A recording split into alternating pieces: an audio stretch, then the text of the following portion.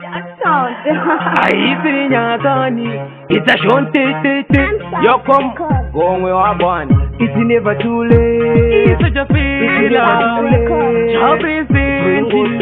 Raga baba chatunga na mai chatunga chino kushupira imungorambe muchitonga chakange zvakaboma pasina aiona saka mabreki chuva imi mtambo bopa baba chatunga na mai chatunga chino kushupira imungorambe muchitonga chakange zvakaboma pasina aiona saka mabreki chuva imi mtambo bopa aira bobo soro yedu yakazobuda bobo pamakore iwaya afura hobo vakadeuka ropa revanhu hobo vakafa makamba hobo ndokusaka tichitsigira kushungo zvinhu zvavo zvese zvine nhoroondo kubvira munguva yehondo nevese vakaunza rusungunuko saka baba chatunga namai chatunga tinokushupirai mungorambe muchitonga zvakange zvakaboma pasina aiona saka mabreki chuva imi musambopopa kababa chatunga namai chatunga tinokushupirai mungorambe muchitonga zvakange zvakaboma pasina aiona saka mabreki chuva imi musambopopa tinoita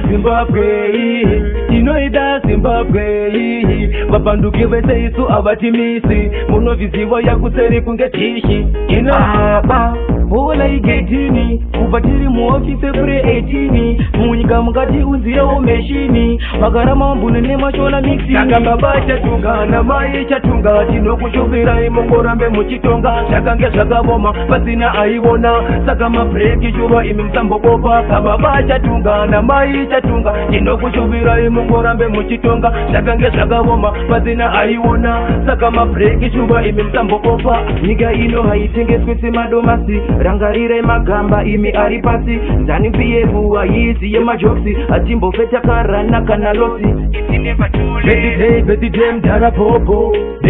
birthday mdara popo mwari ngavakuwedzere makore hopo aisi nyaka saka baba chatunga namai chatunga tinokushupirai mungorambe muchitonga zvakange zvakaboma pasina aiona saka mabreki chuva imi musambopopa kababa chatunga namai chatunga tinokushupirai mungorambe muchitonga zvakange zvakaboma pasina aiona saka mabreki chuva imi musambopopa yobira komsife yobira komgomwe yobira komchangara komino yokomofela yokomchakachaka